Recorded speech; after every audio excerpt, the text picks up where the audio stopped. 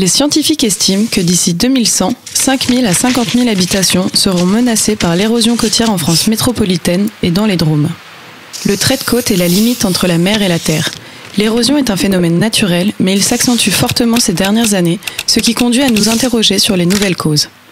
Comme souvent à notre époque, le suspect numéro 1 en matière de perturbation de l'équilibre naturel est l'homme, et cette situation ne déroge pas à la règle. On le sait, les activités humaines, en immense expansion ces dernières décennies, bouleversent le fonctionnement de la planète à la manière d'un boulet de canon. D'abord et encore une fois, le réchauffement climatique. Ce phénomène, pour lequel la responsabilité de l'homme n'est plus approuvée, entraîne la fonte des calottes glaciaires et donc la montée du niveau des océans. Depuis un siècle, ce dernier a augmenté de 20 cm et pourrait gagner encore 1 mètre d'ici 2100, grignotant avidement le trait de côte.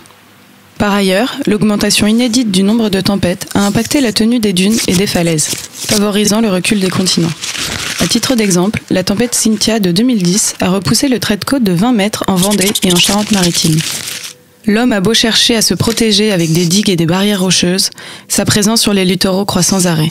En France, on y prévoit ainsi 4,5 millions d'habitants supplémentaires d'ici 2040, une hausse qui ne fait qu'aggraver la situation environnementale. Nous faisons donc face à une situation symptomatique de notre époque. L'homme subit ses propres fautes et produit l'habituel contresens qui consiste à alarmer tout en ne changeant rien à son comportement.